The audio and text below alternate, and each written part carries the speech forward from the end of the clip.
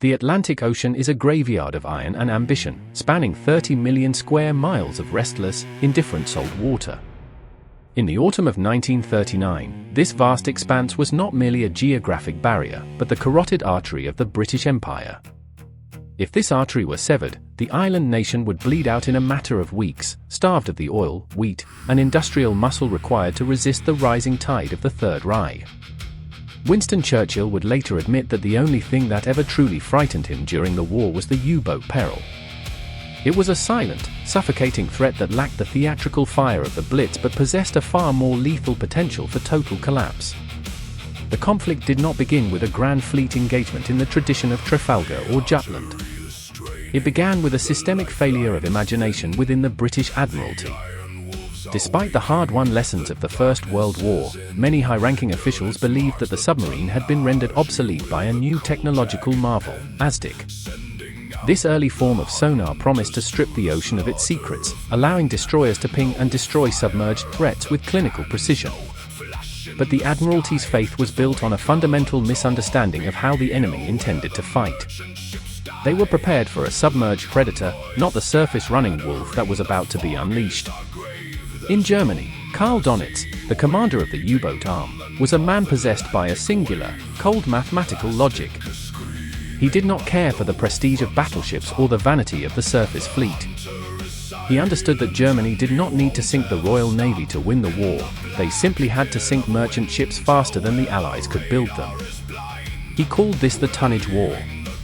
Dönitz envisioned a system where U-boats acted as mobile, coordinated packs, patrolling the dark corridors of the Atlantic and converging on convoys with overwhelming force.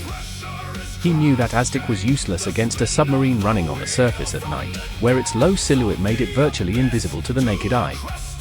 The opening salvos of this campaign were marked by a series of tactical disasters that shattered British complacency.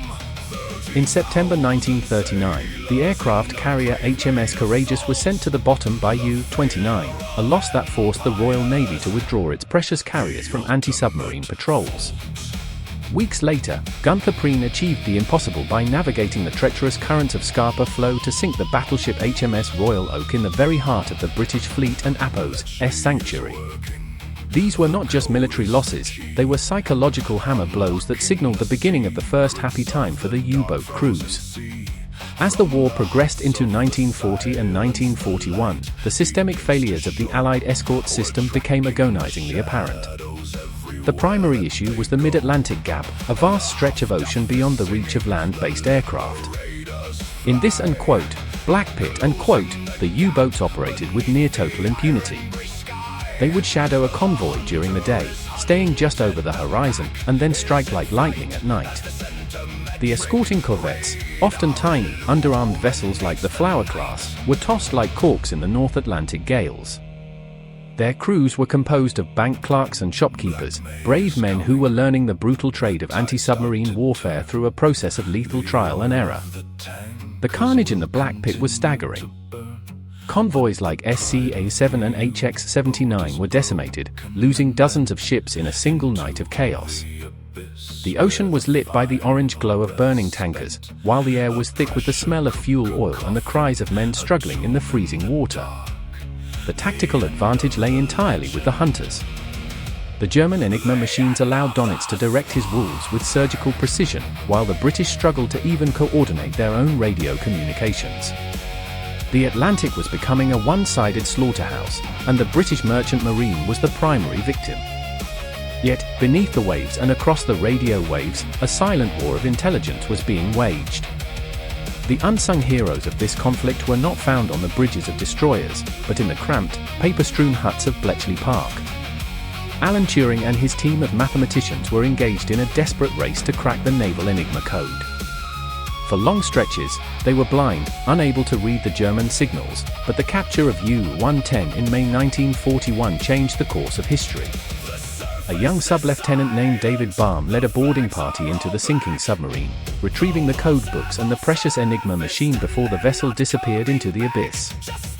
This breakthrough allowed the Admiralty to begin routing convoys away from known U-boat concentrations.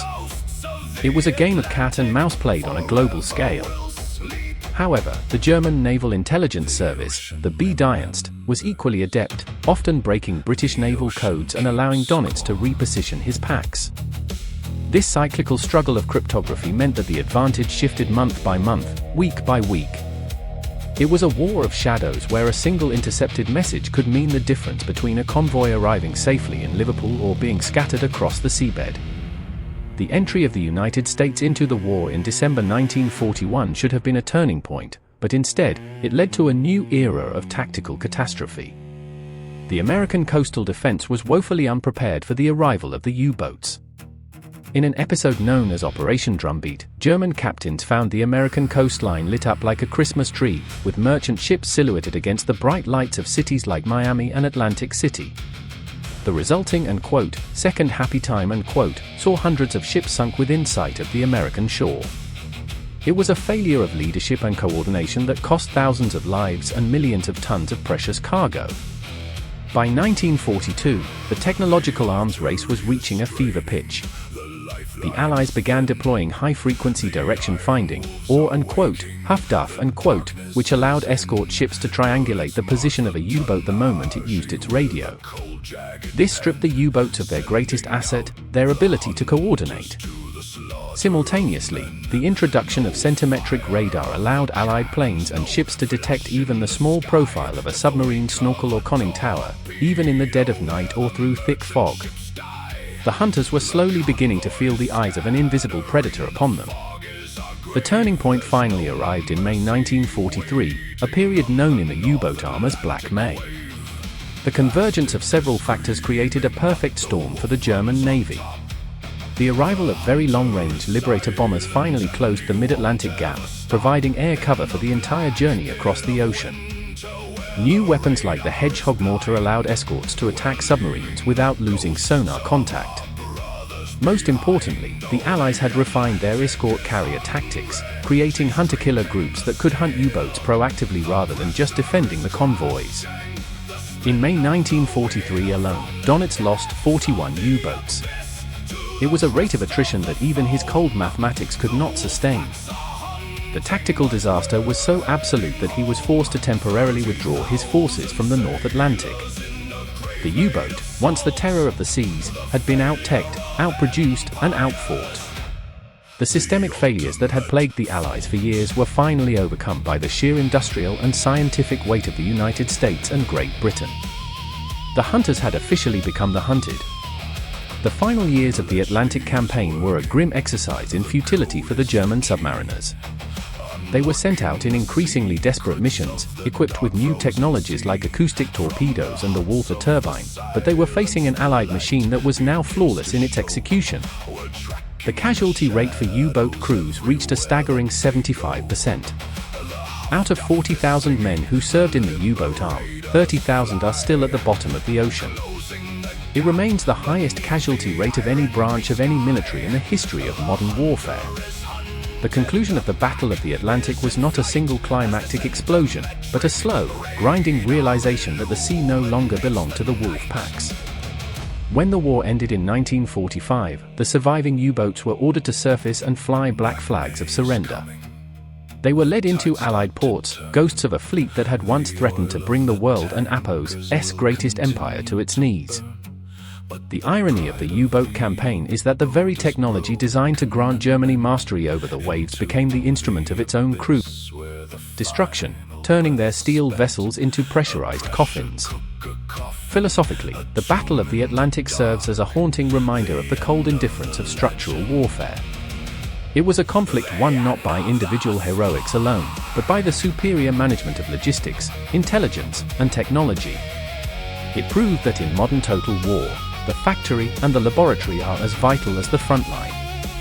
The unsung heroes were the merchant sailors, men who signed up again and again to cross an ocean that wanted to swallow them, knowing that their chances of survival were diminishing with every voyage. They were the civilian backbone of a military victory, carrying the weight of the world on their rusted decks. As the sun sets over the Atlantic today, the waves continue to roll over the silent hulks of thousands of ships. They rest in the darkness, stripped of their national identities and their wartime missions, reclaimed by the salt and the silt. The Atlantic remains a vast, unblinking witness to the hubris of man and the terrifying efficiency of industrial slaughter. It is a reminder that the cost of freedom is often paid in the silent depths, far from the eyes of the world, in a war of shadows that never truly ends. The echoes of the Enigma's clicks and the frantic pings of the ASDIC have long since faded into the white noise of the deep. But the lesson remains etched in the rusting iron of the seabed. Victory belongs not to those who seek to dominate the world through fear, but to those who can endure the longest in the dark. The Atlantic was the ultimate test of that endurance, a 5-year struggle that defined the fate of the 20th century. And in the end, the ocean, as always, had the final word. The great grey expanse remains, a liquid monument to the fallen. It is a place where the bravery of the individual was often swallowed by the failures of the system, yet where the persistence of the human spirit eventually triumphed over the mechanical cruelty of the pack. We look to these waters not just to remember the dead, but to understand the terrible price of our own survival. The Battle of the Atlantic was the longest, largest, and most complex naval battle in history, and its legacy is the very world we inhabit today. Now, the depths are quiet. The steel walls are gone, their hunger extinguished by the crushing pressure of the abyss. The convoys no longer sail in fear, and the black pit is filled only with the rhythmic pulse of global trade. But beneath the surface, the ghosts of 30,000 men still patrol the silent corridors of the deep, a haunting testament to the time when the world and Apo's heartbeat was measured by the arrival of a single ship in a fog-choked harbor. The story of the Atlantic is a story of iron, salt, and blood.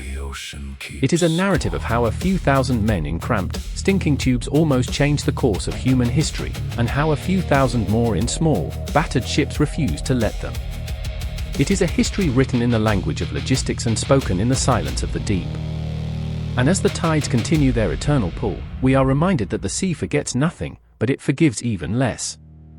This was the war for the world and Apo's soul, fought in the world's most unforgiving arena. This was the Battle of the Atlantic.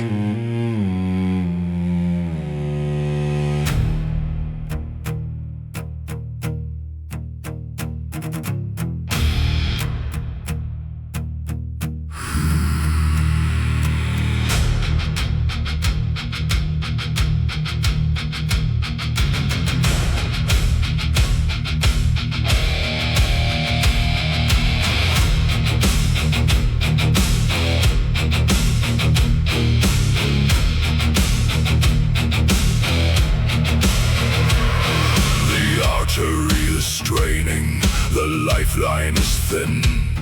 The iron wolves are waking, the darkness is in. Dönitz marks the tonnage with a cold jagged pen, sending out the hunters to the slaughter of men. No fire of the cannons, no flash in the sky, just the wake of a torpedo where the merchant ships die. The convoy is scattering, the fog is our grave. There's no mercy waiting on the North Atlantic wave. ASDIC is screaming, but the wolf runs on top. The hunter is silent and he won't ever stop. In the black pit of winter where the radar is blind, we're leaving the ghosts of our brothers behind. Oh, the Atlantic is hungry, she's drinking the steel. The pressure is crushing, the spin of the wheel. From the depths of the abyss to the crest of the foam, the Wolfpacks are hunting, but we're heading home.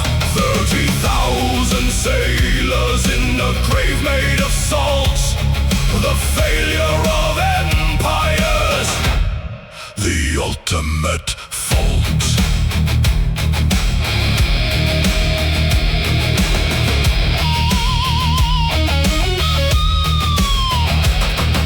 Bletchley is working, the code is the key, unlocking the secrets of the dark frozen sea.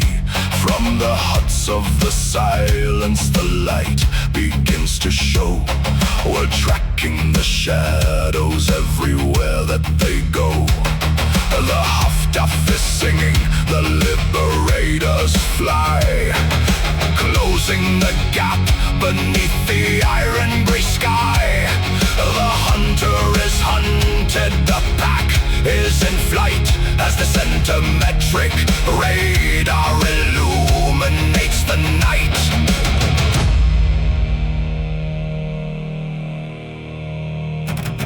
Black May is coming, the tides start to turn. The oil of the tankers will continue to burn, but the pride of the U-boat is broken and bent into the abyss where the final breath's spent. A pressure cooker coffin, a tomb in the dark, the end of the legend, the end of the spark.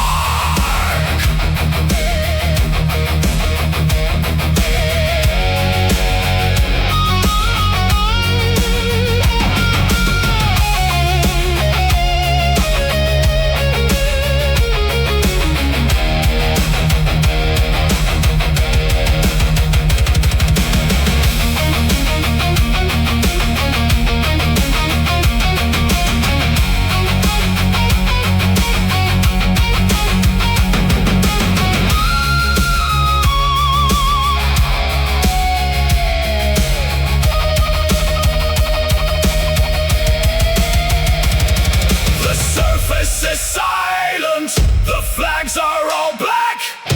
The wolves have all surfaced and they're not coming back. Just the pulse of the trade in the heartbeat of deep, where the ghosts of the Atlantic forever will sleep.